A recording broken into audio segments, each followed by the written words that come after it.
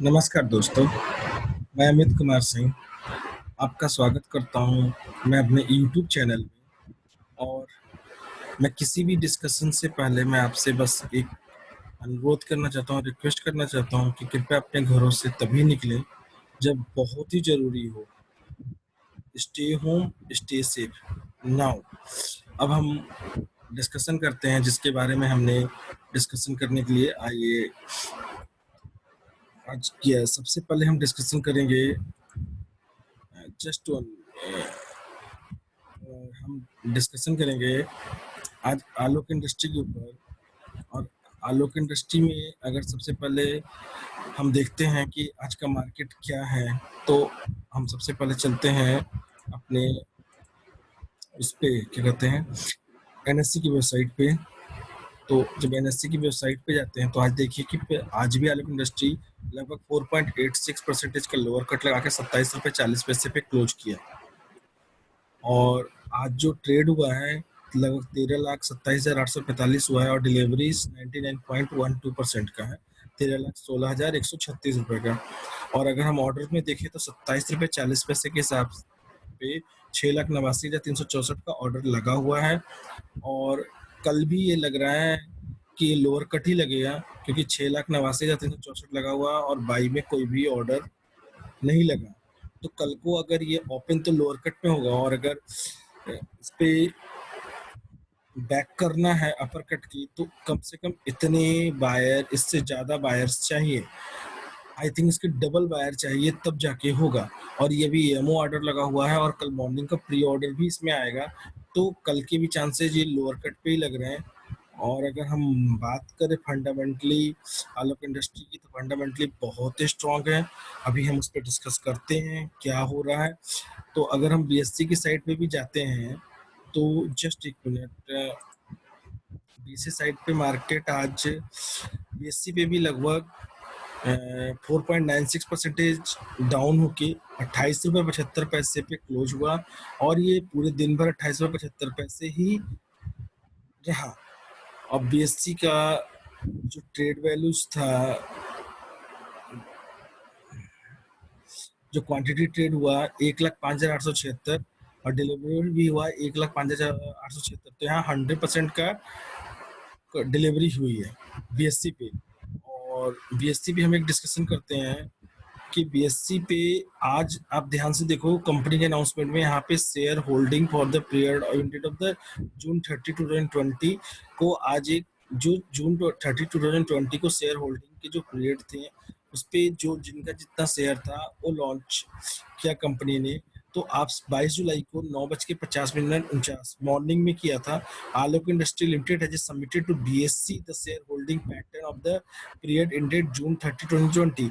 जो share holding का pattern है आलोक इंडस्ट्री ने सबमिट कर दिया है बीएससी पे, बीएससी के लिए। तो अगर हम देखें तो हमें अगर ध्यान दे तो आलोक इंडस्ट्री का प्रमोटर जो बीएससी में लगभग गायब हो गए। केवल 4 प्रमोटर बच रहे हैं नंबर ऑफ शेयर होल्डर्स, और टोटल शेयर 10,827 है। तो अप्रोक्सीमेटली इनका परसेंटेज गायब हो गया, हो चुका है। और अगर पब्लिश का बात करें तो 2,87,701 नंबर ऑफ शेयर होल्डर्स हैं। Number of fully paid equity shares हैं दो 22 करोड़, आई थिंक 22 करोड़ 10 लाख 64,401 रुपए अप्रोक्सीमेटली। और इतना ही 25 करोड़ का इनको और भी नंबर ऑफ शेयर्स अंडरलाइन और outstanding condition security including warrants है। तो ये जो शेयर्स है ना ये रिलायंस के हैं, जो फेस वैल्यू 1 पे लिया हुआ था, जो 2.5 लाख का number of the optional value है। ठीक है, इस पे अगर हम आते हैं statement showing share holding pattern of the public share holder, जो हमारा 100% पब्लिक शेयर होल्डर है, उसमें अगर आप ध्यान से देखो तो इंस्टीट्यूशन म्यूचुअल फंड का बहुत कम परसेंटेज कुछ है नहीं, बहुत ही नॉर्मल। फॉरेन पोर्टफोलियो इन्वेस्टर 0.23% है, फाइनेंशियल इंस्टीट्यूट का 2.16%, एलआईसी का एलआईसी का 1.59 और इंश्योरेंस कंपनी का 0.02। ठीक है, तो ये इंस्टीट्यूशन के जो है टोटल 2.41% है। सेकेंड हम बात करते हैं सेंट्रल गवर्नमेंट, स्टेट गवर्नमेंट और प्रेसिडेंट ऑफ इंडिया, इनका कोई शेयर्स नहीं है। ठीक, देन सब total central government, state government, president of India का 10,000 total number of the share held है और 10,000 number of fully paid of the equally share held 10,000। तो यहाँ पर भी इनका नंबर ऑफ वोटिंग राइट्स 10,000 है, सब टोटल भी 10,000। तो B3 नॉन इंस्टीट्यूशन, इसमें individual share capital up to 2 lakh, जिनका 2 लाख तक का शेयर है, 2 लाख तक 2,79,208 एम्प्लॉय शेयर होल्डर्स हैं और अप्रोक्सीमेटली इनका 33.85% है। Individual share capital in excess of 2 lakh, जो 2 लाख को एक्सेस करते हैं वो 13.21% है। और NBBC registration with RBI and NBFC registered with RBI, ये अभी 4 लोगों का 76,500 पे है। और एनी अदर जो बच रहा है 7,954 पे, टोटल शेयर इनका अप्रोक्सीमेटली 50.52 है।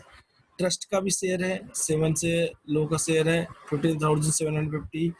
एचयूबी का नॉन रेसिडेंशियल क्लियरिंग मेंबर्स का शेयर है, मार्केट मेकर का Reliance industry limited, JM finance reconstruction company limited, ये दोनों मिलके यहाँ पे लगभग 83,333,00,000 का शेयर लिया हुआ था, अप्रोक्सीमेटली 37.70।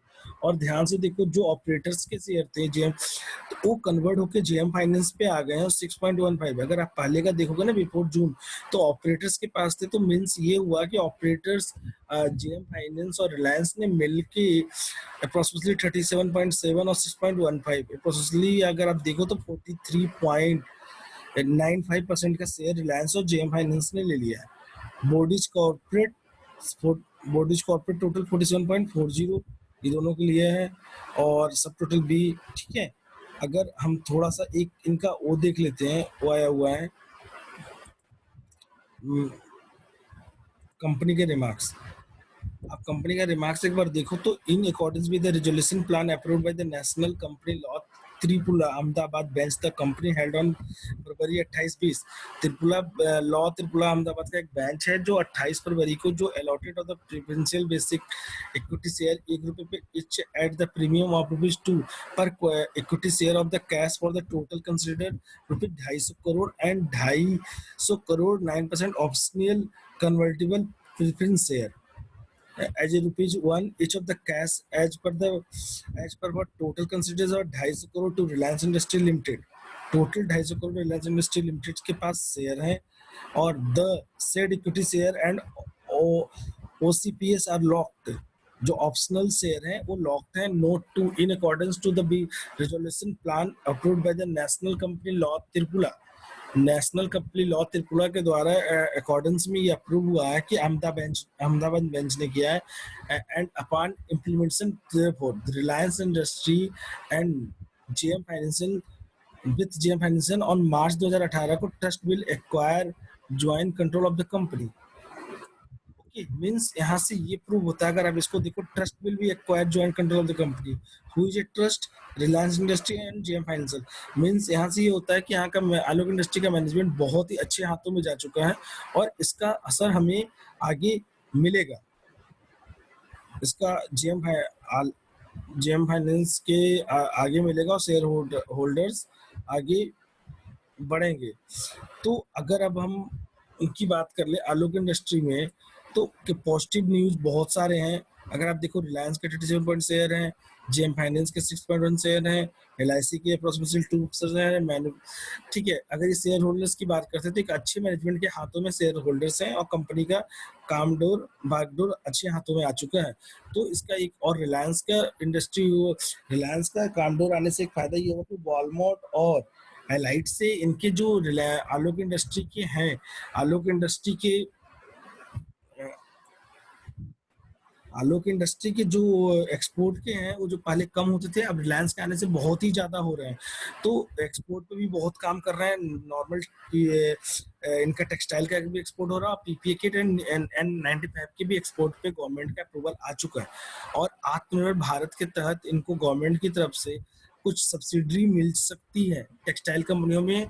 गवर्नमेंट ने बोला है मेड इन इंडिया के लिए वो इस काम को कर सकते हैं। और इसमें सबसे आगे मतलब आलोक इंडस्ट्री और ये सेकेंड वन इज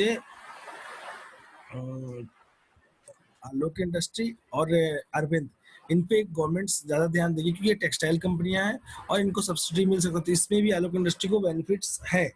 और अगर हम एक चीज़ हम और दिखाते हैं कि जो इनका मैं नॉर्मल जो ऑर्डर हो रहा है, आप एक कंपनी में इनके नॉर्मल जो ऑर्डर हो रहे थे, रिलायंस इंडस्ट्री के आने के बाद इनके ऑर्डर्स एक्सपोर्ट जो बाहर होने लगे, थोड़ा और इम्प्रूवमेंट हुआ। तो दोस्तों एक चीज़ ध्यान रखो कि इस इंडस्ट्री में रिलायंस इंडस्ट्री ने आलोक इंडस्ट्री को एक्वायर किया है, मीन्स एक अच्छे मैनेजमेंट के हाथ में आलोक इंडस्ट्री गया। रिलायंस इंडस्ट्री ने डायरेक्टली नहीं किया, but Reliance industry JM finance के ट्रस्ट ने आलोक इंडस्ट्री को एक्वायर किया। मीन्स इनका फंडामेंटल बहुत ही स्ट्रांग है, इनकी मैनेजमेंट स्ट्रांग है। आलोक मैं इनका मैनेजमेंट स्ट्रांग हो गया, इनके बिजनेस स्ट्रांग हैं, इनका Q4 का और Q1 का रिजल्ट आने वाला है, उसके बाद ये आलोक और तेजी से भागेगा। तो जो मैं एनालिसिस कर रहा हूँ, मुझे लग रहा है कि आलोक इंडस्ट्री 2-3 दिन 4 दिन के बाद ये अप होना शुरू होगा। तो प्लीज बी केयरफुल, अपने सेल आउट करने से पहले एक बार सोच लीजिएगा मैं कि सेल आउट करें कि नहीं करें, कि होल्ड करके रखें, क्योंकि जिसने पेशेंस खोया उसके साथ होगी प्रॉब्लम, जिसने पेशेंस रख के अपने शेयर्स को रखे रहा तो उसके साथ होगी, कोई दिक्कत नहीं होगा और वो आगे बहुत अच्छा प्रॉफिट मार्जिन बुक कर सकते हैं 6 महीने, साल भर, 1.5 साल के बाद। तो हमारा लास्ट में कंक्लूजन यही निकलता है कि प्लीज फ्रेंड्स, अगर इतने दिन पेशेंस किया तो और पेशेंस कर लो और रुक जाओ। आलोक इंडस्ट्री बैक मारेगा और फिर ये अप होना शुरू करेगा, बट फिर भी आपका पैसा है, आपके स्टॉक है, आपका डेबिट अकाउंट है, इस पे क्या करना है, कैसे करना है, ये आपको डिसीजन लेना है। ये आपके ऊपर है कि आलोक इंडस्ट्री करना है कि नहीं करना है। ओके गाइज, ओके फ्रेंड्स, बस इतना ही था मेरा वीडियो में। बट प्लीज़ ध्यान रखना, जाते जाते मैं वैसे बोलना चाहता हूँ कि सब्सक्राइब और लाइक बिल्कुल कर लेना। Okay guys, bye. और अगर मेरा ये वीडियो पसंद आता है तो प्लीज़ इसको लाइक भी कर लीजिएगा।